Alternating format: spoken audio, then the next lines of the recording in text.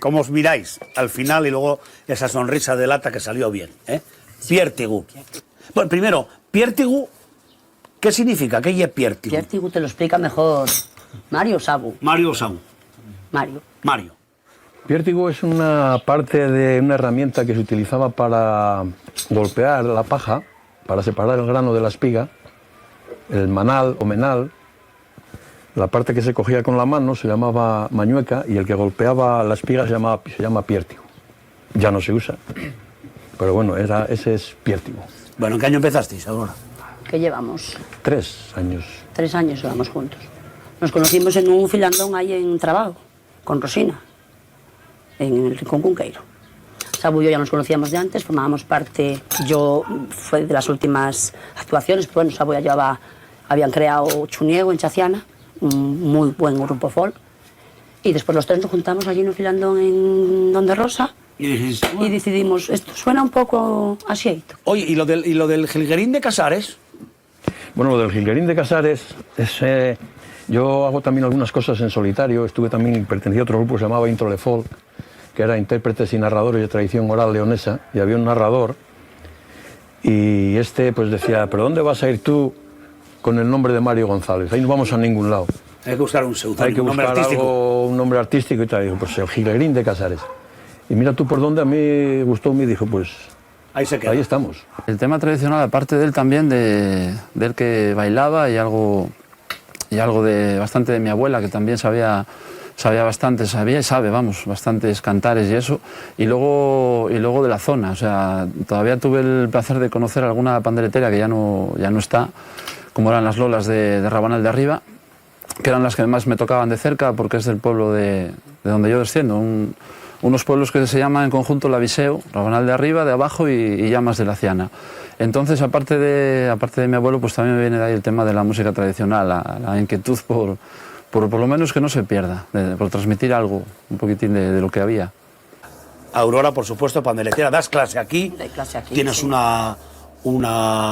Estás involucradísima en el tema musical y cultural aquí. Sí, llevo muchos años, llevo 20 años.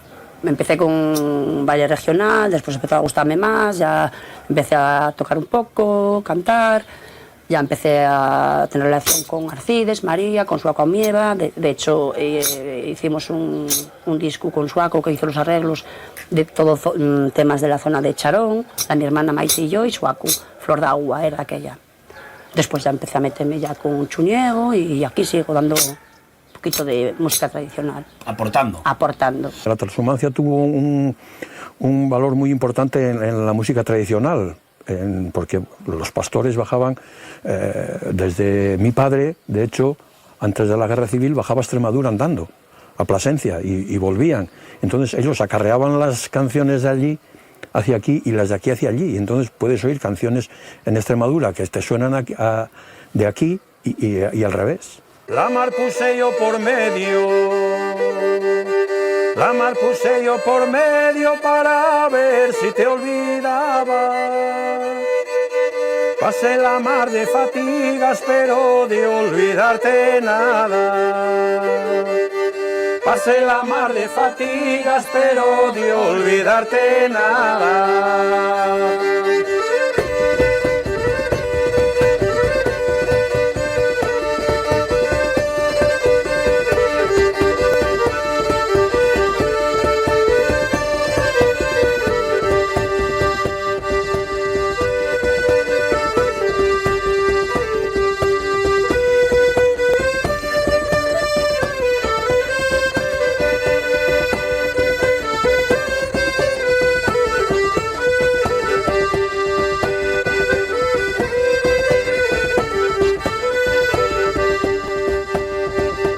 El viento todo lo lleva,